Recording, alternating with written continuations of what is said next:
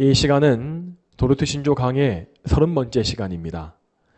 오늘은 도르트 신조의 둘째 교리 제2항을 통하여서 우리를 대신하여 저주받은 바 되신 그리스도라는 제목으로 하나님의 거룩한 말씀을 증거하겠습니다.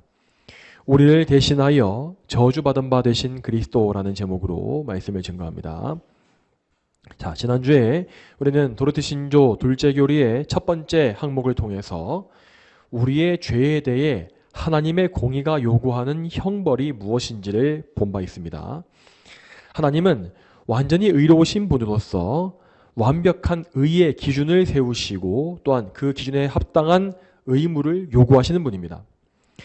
이 기준은 하나님의 율법, 곧 계명에 표현되어 있는데 그 법은 참으로 순전하여서 그 어떤 반역이나 흠결이나 혹은 법에 미치지 못하는 미달되는 것을 일체 허용치 않습니다. 그러므로 우리 모두는 율법의 그 완벽한 기준에 도달할 수 없기 때문에 그 어떤 경우에도 하나님의 공의를 만족시킬 수가 없는 것이죠. 당연히 그래서 우리는 숨쉬듯이 하나님의 율법을 매 순간 파괴할 수밖에 없는 것이고 머리카락보다 많은 죄를 날마다 짓게 되는 것입니다. 자, 이러한 이 죄 많은 죄인들에게 하나님의 공의가 요구하는 바는 몸과 영혼에 대한 형벌이라고 되어 있습니다. 이 형벌은 이 땅에서도 내려질 것이지만 이 세상이 다 지나간 후에도 영혼 속에서도 끝나는 것이 아닙니다. 유한한 피조물이 하나님의 공의를 만족시킨다라는 것은 불가능하기 때문에 구원받지 못한 죄인들은 영원한 형벌과 영원한 진노 속에서 영원히 살아야만 하는 것입니다. 자, 여기까지가 바로 우리 죄인들의 상태와 처지입니다. 모든 죄인들은 하나님의 공의를 만족시켜야만 구원에 이를 수 있지만 그 누구도 그 공의를 만족시킬 수 없습니다. 사실 죄인들은 이 공의를 이루기 위해서, 만족시키기 위해서 애를 쓰면 쓸수록 오히려 점점 더 많은 죄의 짐을 지게 될 뿐입니다. 왜냐하면 그들이 행하고 있는 의라고 하는 것은 항상 의로운 것이 아니라 하나님의 기준에 미달되어지는 불의함이기 때문입니다. 그러므로 죄인이 자기 의를 이루기 위해서 노력할 때에 그 노력들은 하나하나가 다 새로운 죄로서 계산되어지고 오히려 그에게 있는 죄의 짐을 더 무겁게 짓누를 뿐입니다. 그렇다면 우리는 어떻게 하여야 이 엄청난 죄의 값에서 벗어날 수 있겠습니까? 지난주에 결론 부분에서 잠시 말씀드린 바와 같이 이 죄의 값은 오직 하나님께서만 처리하실 수 있습니다. 하나님은 택하신 백성의 죄값을 처리해 주시되 그분의 아들이신 성자 예수 그리스도 안에서 모두 처리하기를 기뻐하셨습니다. 자, 그러면 이에 대해서 오늘 교리의 내용을 보겠습니다. 도르트 신조 둘째 교리 제2항입니다. 여러분의 소책자 46페이지의 아랫부분을 보시면 되겠습니다. 2항, 그리스도께서 하나님의 공의에 대하여 하나님을 만족하게 하심. 하지만 우리 스스로는 하나님의 공의에 대한 만족을 하나님께 드릴 수 없으며 하나님의 진노로부터 우리 자신을 건져낼 수도 없다.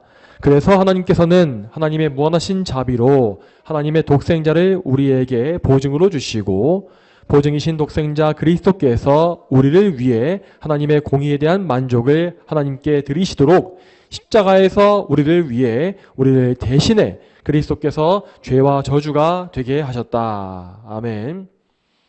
오늘 도르트 신조의 제2항은 앞에서 보았던 1항의 교리에 그대로 이어지고 있는 답변이라고 할 수 있습니다. 하나님은 지극히 공의로우시며 그 공의가 만족되지 아니하면 절대 죄에 대한 형벌을 거두지 않으십니다. 그러므로 다시 말씀드리지만 우리 모두는 반드시 우리에 대한 하나님의 공의를 만족시켜 드려야 하는데 우리에게는 그럴 만한 능력이 조금도 없는 것이죠. 이 세상의 모든 인류는 단 한 명도 예외가 없이 하나님께 대해서 죽어있는 죄인들입니다. 죄인들은 의에 대해서 죽고 죄에 대해서만 살아있으므로 하나님께서 의롭게 인정하시는 선한 일을 전혀 할 수 없습니다. 이러한 죄인의 한계를 가리켜서 우리는 전적인 타락이라고 부르는데 이 전적 타락의 교리에는 하나님의 공의를 만족시킬 수가 없는 인간의 무능력과 무가치함이 다 포함되어 있습니다. 인간은 전적으로 타락했으므로 절대 의를 이룰 수 없고 하나님의 진노에서부터 자신을 건져낼 수가 없습니다. 자, 그러므로 이러한 죄인을 구원하는 일은 사람의 편에서는 절대 이룰 수가 없으며 무조건 하나님께서 친히 이루어 주셔야만 하는 것입니다. 그래서 우리 하나님은 창세전의 영원 속 계획 안에서 당신의 아들 성자 예수 그리스도를 구속자로 세워주셨으며 오직 그분 예수님을 통해서만 죄인의 구원이 이루어지도록 예정하셨습니다. 이처럼 하나님께서 당신의 하나뿐인 아들을 희생제물, 대속물로 내어주신 것은 오직 하나님의 무한하신 은혜 덕분에 이루어진 일이었습니다. 자, 만일 여러분 하나님께서 공의의 성품, 공의만을 가지신 분이었다면 모든 인류는 단 한 명도 남김없이 멸망에 던져졌을 것입니다. 그렇지만 하나님은 이 완전한 공의와 동시에 완전한 사랑을 소유하신 분이므로 그 사랑으로 말미암아 반역한 죄인들을 불쌍히 여기시어서 그 죄인 중에서 구원받을 백성을 택하신 것입니다. 그리고 하나님은 당신의 독생자를 그 택함받은 죄인들의 구원자로 세우셔서 그들을 대신하여 그들을 위하여 모든 죄의 대가를 치르게 하신 것이죠. 자, 이 지점에서부터 오늘 제2항의 주제가 되는 말씀이 나옵니다. 오늘 2항의 중간 부분을 보시게 되면 하나님의 독생자를 우리에게 보증으로 주시고 라는 내용이 나와 있습니다. 여기에서 보증이라는 말은 우리가 흔히 보증을 선다라고 할 때 사용되는 그 단어입니다. 여러분, 우리가 알고 있는 바 보증 서는 것이 무엇입니까? 그것은 누군가가 빚을 갚을 것이라고 하는 약속을 대신 책임지고 해주는 것입니다.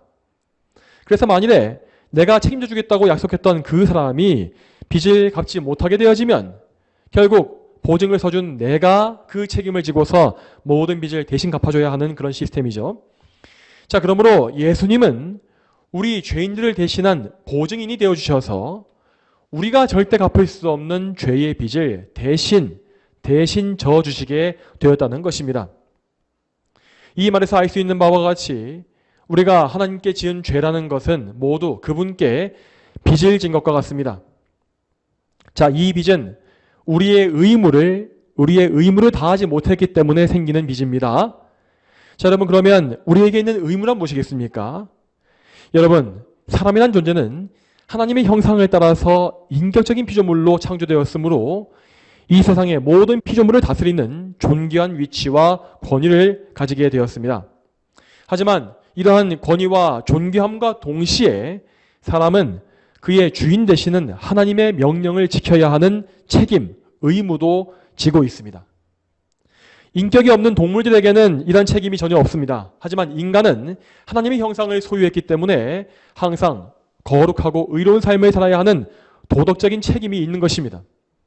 그렇지만 우리의 첫 조상이 범죄하고 타락함으로써 우리는 이 도덕적인 책임을 다 질 수가 있는 능력을 아예 상실했습니다. 앞에서 말한 바와 같이 인간은 하나님께서 보시기에 선한 일들을 전혀 할 수가 없는 무능한 존재가 된 것입니다. 이로 인하여서 사람은 어머니의 뱃속에서 처음 생겨나는 그 순간부터 아담에게서 물려받은 이 원죄, 이 죄의 빚을 가지고서 태어나기 때문에 매일 계속해서 더 많은 죄의 빚을 만들어가게 되는 것입니다.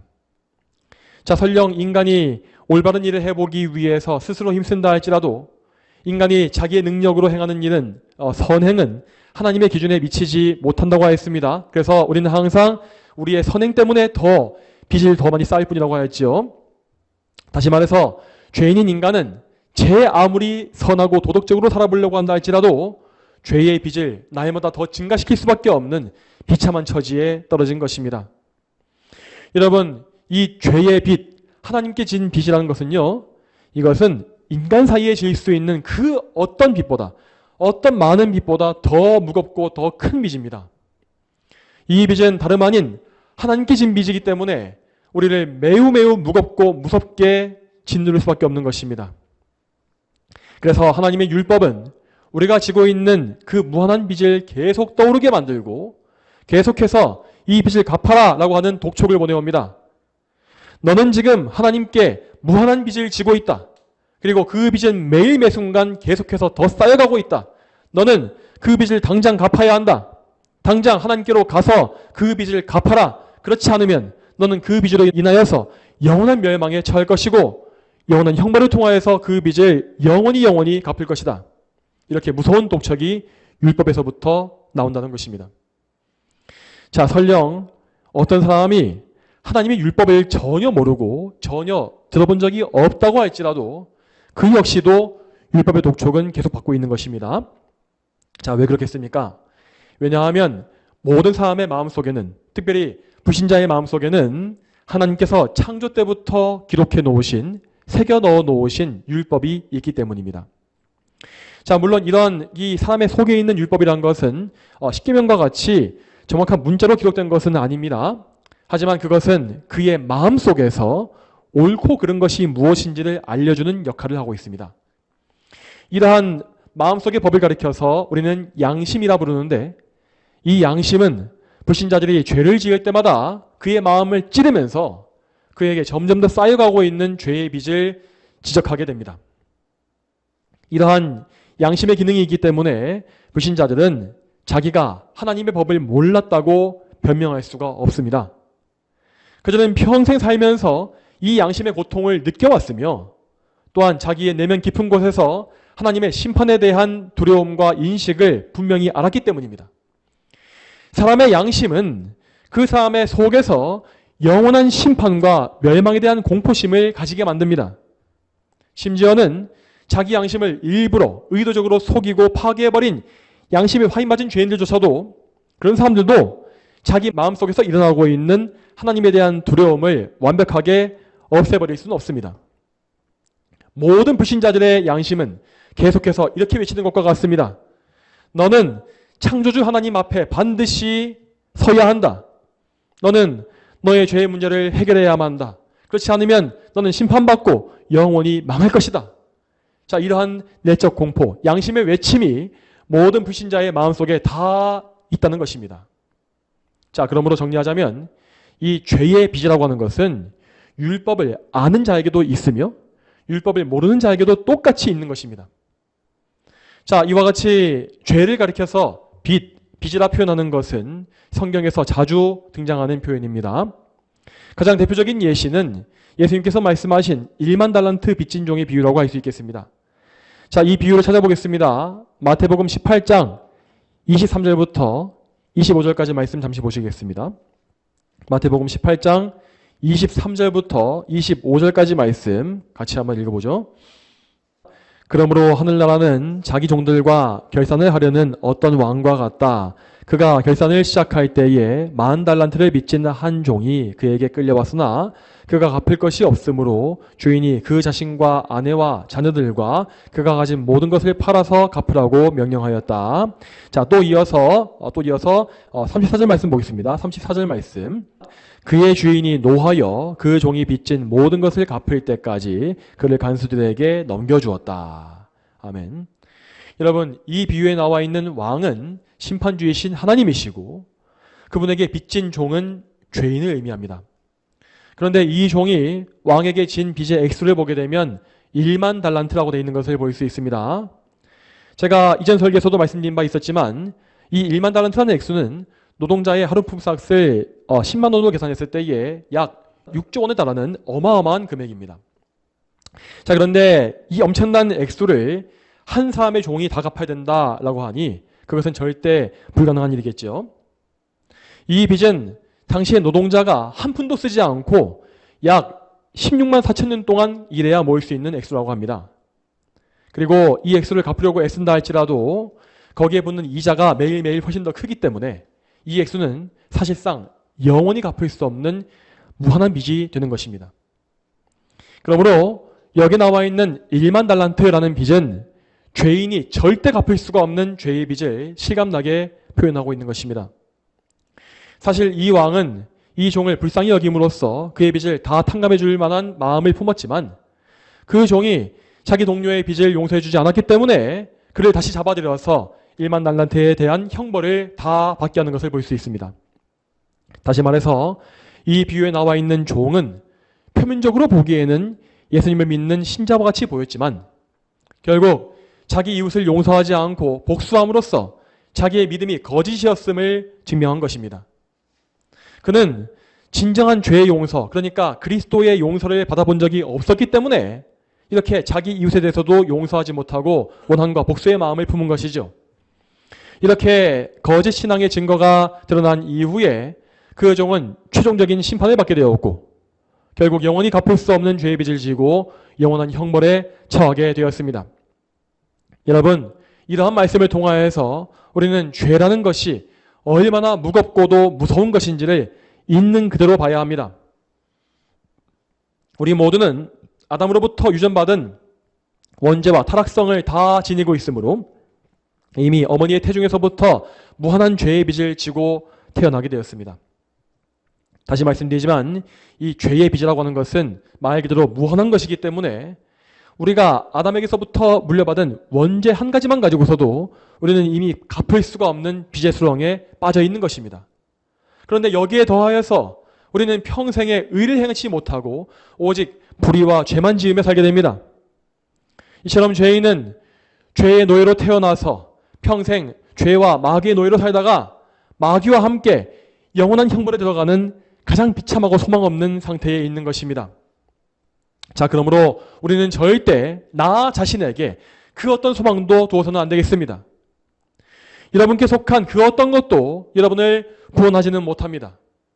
오히려 여러분께서 의지하고 있는 그 모든 것은 여러분에게 점점 더 많은 죄의 빚을 더해줄 뿐임을 기억하시기 바랍니다.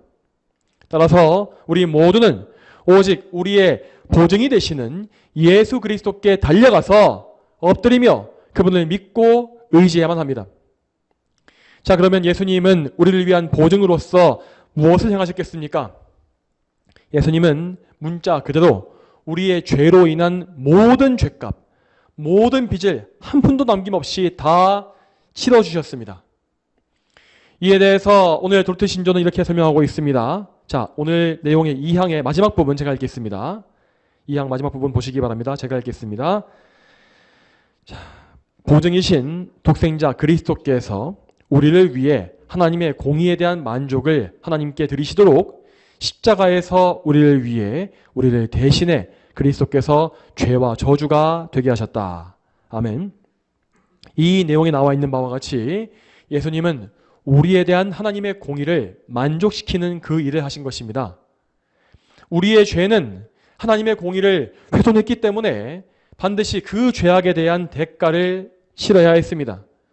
그 대가는 하나님의 진노를 받는 것으로서 이 땅에서의 형벌과 죽은 이후의 영벌로 내려진다 했습니다. 자, 그러므로 예수님은 우리를 대신하여 우리 죄인의 위치에 서심으로써 우리가 받아야 했던 모든 죄의 형벌을 다 받으신 것입니다. 자, 이에 대해서 이 설교의 본문이었던 갈라디아서 3장 13절 말씀을 다시 한번 읽어보죠. 갈라디아서 3장 13절 말씀. 그리스도께서는 우리를 위하여 저주받은 바 되셔서 율법의 저주에서 우리를 속량하셨으니 나무에 달린 자마다 저주를 받았다라고 기록되었기 때문이다. 아멘. 여러분, 이 말씀은 분명히 선포하기를 예수님께서 우리를 위하여 저주를 받으셨다라고 했습니다. 여러분, 이 저주라는 것이 무엇이겠습니까? 이 세상의 불신자들은 흔히 이 저주란 말에 대해서 어떤 복이 없고 재수가 없는 그런 식의 개념을 떠올립니다. 하지만 성경이 말씀하고 있는 저주라는 것은 항상 하나님과의 관계 속에서 말하고 있는 것입니다. 아담의 후손으로 태어난 모든 죄인은 다 죄의 저주, 율법의 저주 아래에 있습니다. 이 죄라는 것은 하나님의 율법을 위반한 것이기 때문에 다른 말로 율법의 저주라고도 불리는 것이죠. 이 율법의 저주라는 것은 하나님과의 관계가 끊어지고 하나님과 원수가 되어지는 것을 의미합니다. 죄인들은 생명의 근원 되시는 하나님과 원수되었기 때문에 영원한 복락을 누릴 수 없습니다.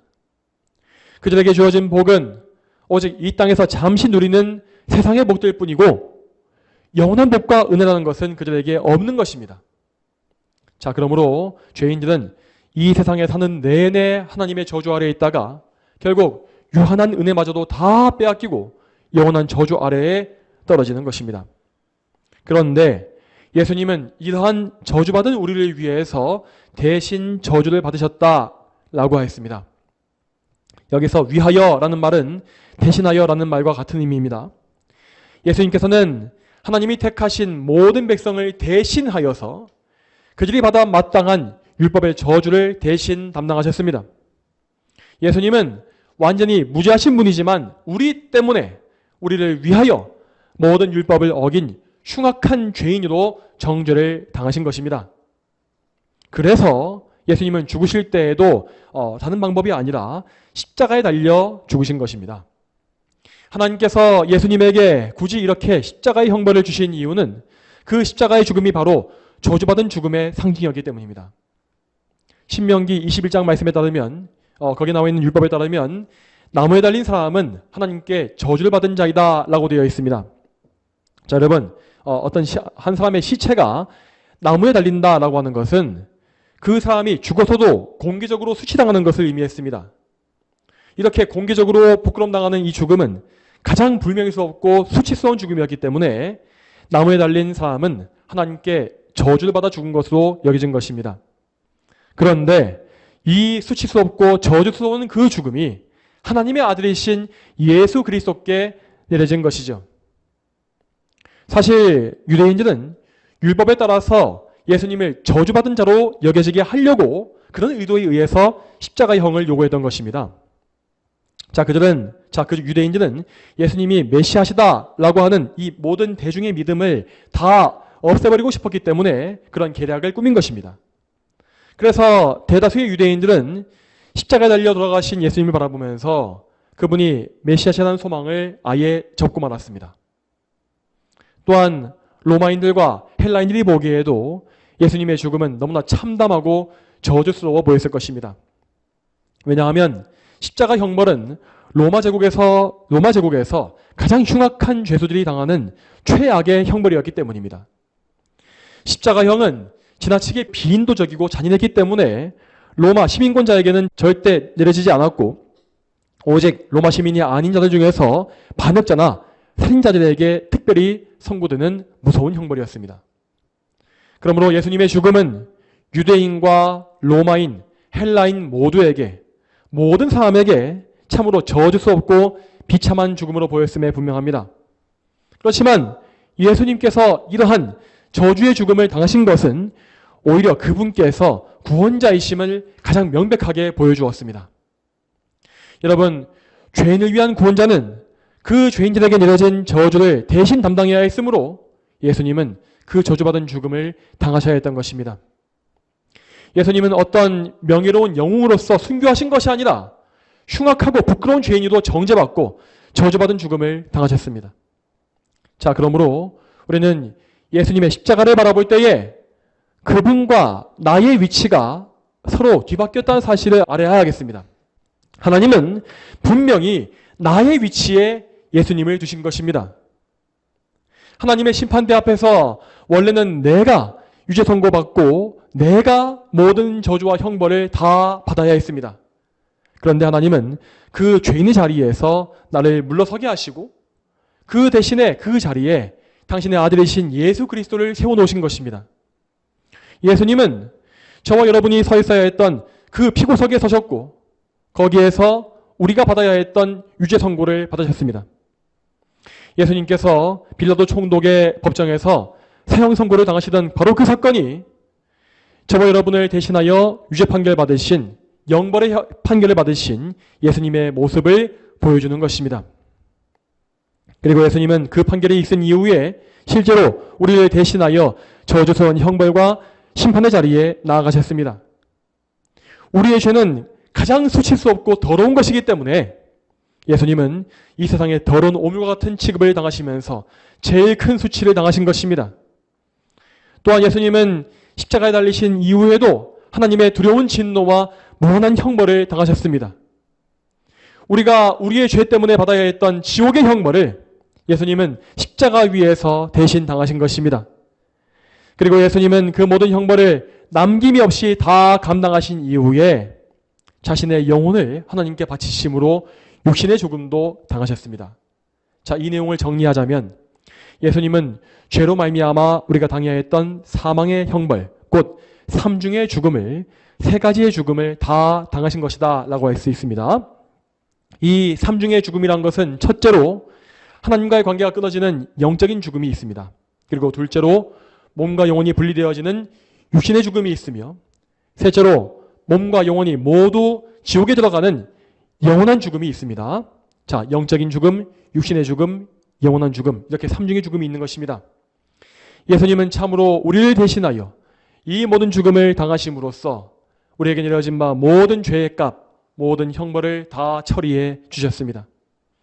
이러한 예수님의 공로로 말미암아 우리는 죄의 무한한 빚을 모두 탕감받게 되었습니다.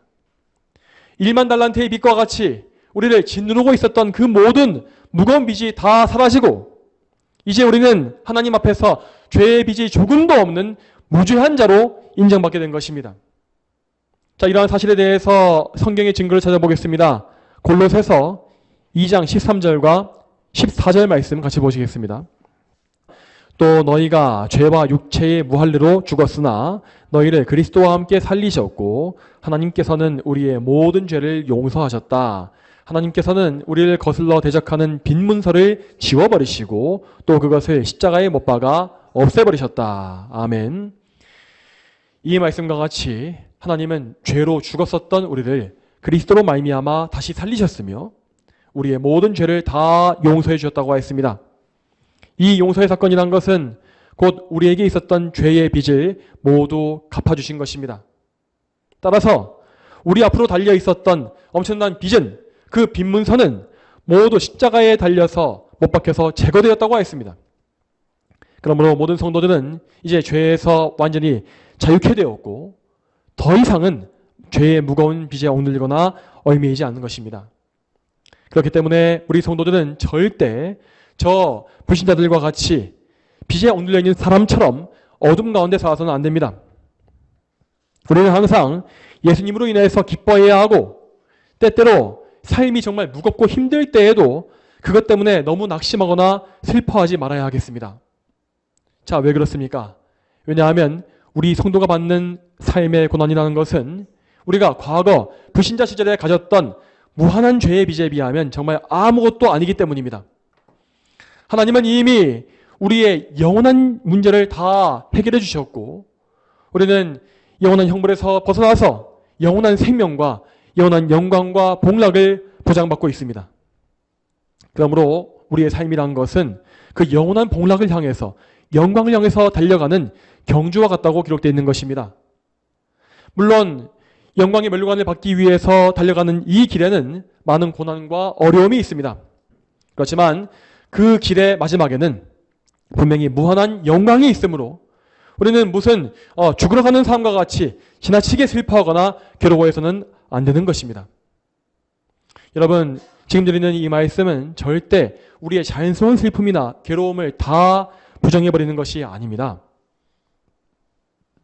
우리 모두는 연약한 인간이기 때문에 삶의 문제로 인해서 당연히 잠시 동안은 근심하고 슬퍼할 수 있습니다. 이것은 너무나 자연스러운 일입니다. 하지만 우리가 그 문제에 압도되어서 계속해서 근심과 우울함을 벗어나지 못한다고 한다면 그것은 우리 믿음에 뭔가 문제가 있다라는 사실을 보여주고 있는 것입니다. 그것은 어쩌면 우리가 예수님 안에 있는 용서와 구원을 경험해 본 적이 없다고 하는 증거일 수도 있는 것이죠. 자, 그러므로 여러분께서 참된 성도라고 한다면 여러분 자신을 슬픔과 우울함에 오래 방치해서는 안 됩니다. 여러분은 근심이 밀려올 때에 그것이 성도에게 어울리지 않는다는 사실을 생각하시면서 다시 한번 예수님을 바라보셔야 합니다.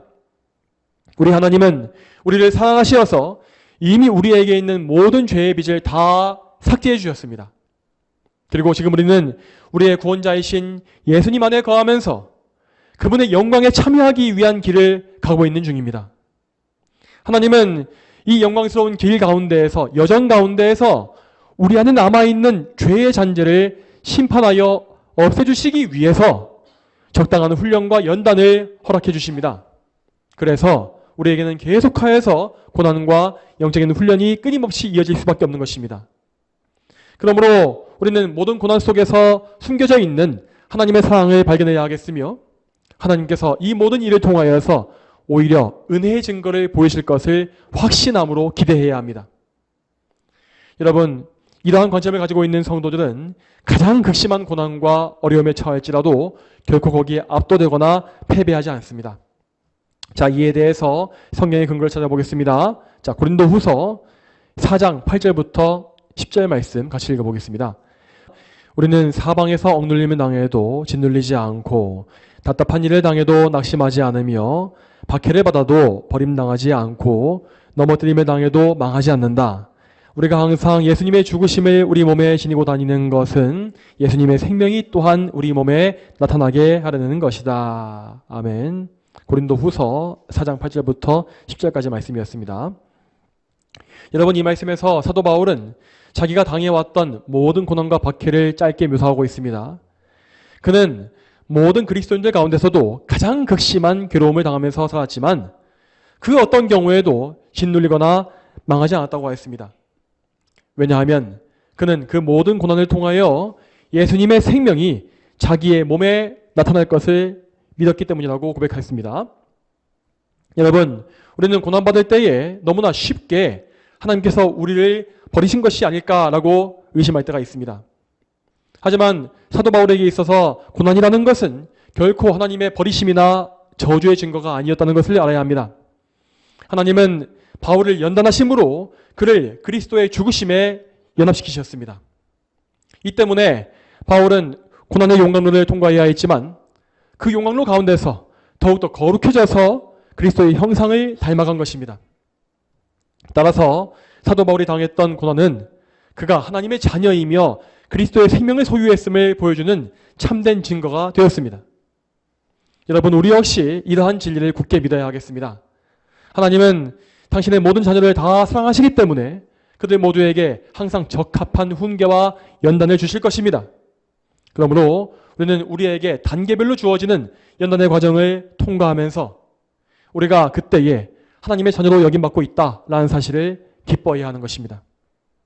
만약 우리에게 지금도 여전히 죄의 빚이 남아있다고 한다면 하나님은 절대 우리를 자녀로서 대해주지 않으실 것입니다.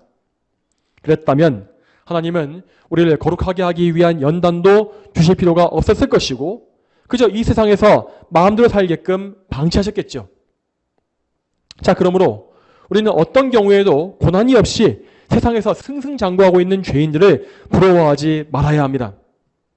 그들은 죄로 말미암아 하나님과 단절되었기 때문에 원수되었기 때문에 그러한 성공을 허용받고 있는 것입니다. 그들은 그 성공에 도취되어서 자기의 죄성과 타락성을 알지 못하게 되어지며 점점 더 눈이 멀고 죄의 빚만 끊임없이 쌓다가 망할 것입니다. 따라서 우리 성도들이 그러한 죄인의 삶을 부러워한다거나 혹시 질투하는 것은 정말로 우리에게 합당하지 않고 어울리지 않는 일입니다. 여러분, 다시 말씀드리지만 우리는 그리스도의 무한한 공로로 말미암아 모든 죄의 빚을 탕감받은 복된 사람들입니다. 우리는 이미 삼위 하나님의 무한한 사랑과 은혜를 맛보아 알고 있는 사람들입니다. 따라서 우리는 항시 나를 대신하여 십자가에 달리신 예수님의 그 사랑과 은혜를 기억하면서 나를 구원하신 하나님의 뜻이 어디에 있는지를 기억해야 하겠습니다. 여러분, 하나님은 우리를 구별하심으로 당신의 거룩한 백성으로 삼으시기 위해서 이 십자가의 은혜를 주신 것입니다. 그러므로 우리는 그 사랑과 은혜에 화답하여서 참으로 거룩한 순종의 삶에 우리를 온전히 바쳐야 하는 것입니다. 나 자신의 주권을 하나님께 다 바쳐드리고 우리의 몸과 영혼을 악한 일에 내어주지 말며 오직 성령님의 은혜 가운데에서 거룩을 위해 힘쓰는 그런 영적 경주의 삶을 살아야 하는 것입니다. 성도 여러분, 항상 여러분의 삶이 하나님의 영광을 위한 산 제물이 될 수 있게끔 기도하시기 바랍니다. 우리의 구원자이신 예수님은 우리를 대신하여서 자신을 대속물로 내어주셨으며 우리는 그 은혜로 말미암아 죄에서 구속을 받았습니다. 따라서 우리는 예수 그리스도와 연합하여서 그분을 통해서 하나님을 기쁘시게 하는 살아있는 제물로 살아야 하겠습니다. 거룩하신 성령께서 우리 모두에게 이러한 믿음을 주시고 순종케 하시며 또한 우리를 거룩하게 하시는 그 모든 은혜를 부어주시기를 주님의 이름으로 축복합니다. 다 함께 기도하시겠습니다. 하나님 아버지, 오늘도 도르트 신조의 이 귀한 교리와 갈라디아서 3장에 나와 있는 이 귀한 복음의 말씀을 통해서 예수 그리스도께서 우리의 빚을, 죄의 빚을 청산하신 이 은혜가 얼마나 크고 놀라운 것인지를 보게 하심에 감사드립니다. 우리 흉악한 죄인들을 대신하여서 죄인들의 자리에 서신 예수님을 우리가 바라볼 때에 우리가 정말 죄 용서의 확신을 얻게 하시고 참으로 예수님께서 그 모든 죄의 빚을 다 담당하셨기 때문에 그분을 믿는 나에게는 정말로 이제 죄의 빚이 더 이상 없으며 하나님과 관계가 회복되고 하나님과 화목해졌음을 믿는 그 믿음이 있기를 소망합니다. 또한 그 가운데 저희가 그저 화목함 가운데 기뻐하는 것으로만 그치는 것이 아니라 정말 우리를 구원해 주신 그 은혜의 목적이 어디 있는지를 깨닫게 하시고 참으로 우리가 기쁨과 감사함으로 하나님께 우리 자신을 온전히 바칠 수 있도록 정말 성경에 나와 있는 바와 같이 산 제물로 우리를 바칠 수 있도록 주여 저희를 인도하여 주시옵소서. 이 길 가운데 많은 고난과 어려움이 있겠지만 그 모든 어려움을 저희가 하나님의 은혜 안에서 다 이기게 하시며 오히려 그 가운데에서 우리를 자녀로 대하시는 하나님의 은혜를 발견하고 기뻐할 수 있도록 능히 이길 수 있도록 인도해 주시옵소서. 감사드리옵고 이 모든 말씀 거룩하신 예수님의 이름으로 간절히 기도 올립니다. 아멘.